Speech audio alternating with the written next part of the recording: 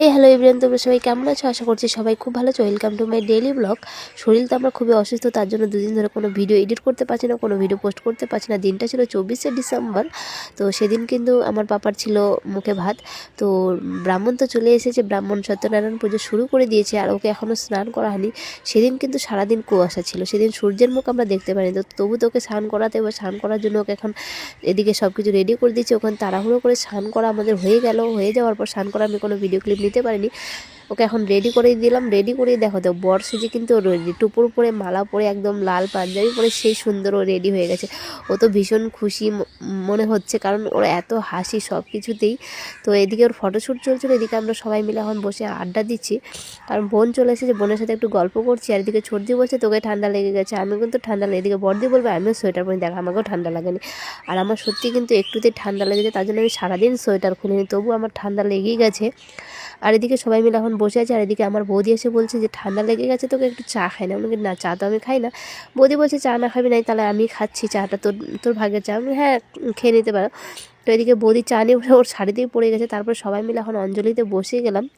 অঞ্জলি সবাই আমরা দিব, কারণ সকালবেলা তো সবাই না খেয়েছিলাম, তার জন্য ব্রাহ্মণ কাকু বলছে যে তোমরা অঞ্জলি দিতে পারো। তারপরে এদিকে ওকে বাবুকে বসিয়ে এখন ওর মামা দিবে মুখে ভাত। তো এদিকে ওর মুখে এখন দিবে, ওর দেখবে কি সুন্দর করে খাচ্ছে মুখ নড়িয়ে নড়িয়ে।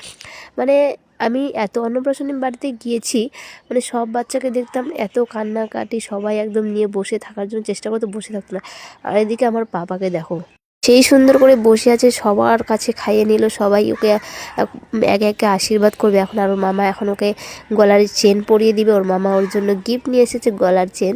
তো ওর মামা এখন ওকে পরিয়ে দেবে। আর ও কি খুশি দেখো, মানে সব বুঝতে পারে এরকম ওকে দেখে, ওই জন্য সবাই মানে অবাক হয়ে গেছে। ব্রাহ্মণও বলছে যে আমি এত পুজো বাড়ি, মানে অন্নপ্রাশন বাড়িতে গেছি, পুজো করেছি, এরকম বাচ্চাকে দেখিনি এরকম। তো সবাই এখন একে একে আশীর্বাদ করে দিল। এদিকে দাদা আশীর্বাদ করে দিল, ওর মা এখন ওকে আশীর্বাদ করছে। এদিকে আমার মা এখন ওকে আশীর্বাদ করছে। মা নিয়ে এসেছে ওর জন্য গিফট, একটা আংটি, কারণ আদরের নাতি আর ঠাম্মি বলে কথা। তো মা এখন ভালোবেসে একটা ছোট্ট একটা ওর জন্য উপহার তো আনবেই। তো মা ওর জন্য নিয়ে এসেছে আংটি, আংটিটা এখন মা পরিয়ে দিবে ওকে। আর মায়ের তো মার সাথে সবসময় ও থাকে।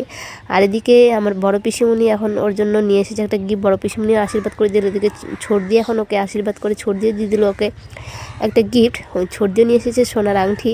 তো ছোট দিয়ে এখন আশীর্বাদ করবে, আমরা এমনি আশীর্বাদ করব, কারণটা হচ্ছে আমরা এখন কোনো গিফট আনতে পারিনি, কারণ আমার বড় তো ডিউটিতে ছিল, তার জন্য আমার বড় রাতে আসবে, তার জন্য আমি রাতেই গিফট দিব। এদিকে ছোট দিয়ে এখন ওকে আশীর্বাদ করে দিয়ে দিচ্ছে ওর গিফট। এদিকে আমার ঠাম্মি এখন কোলে নিয়ে আছে, এখন ওকে আশীর্বাদ করে ওকে বসে আছে।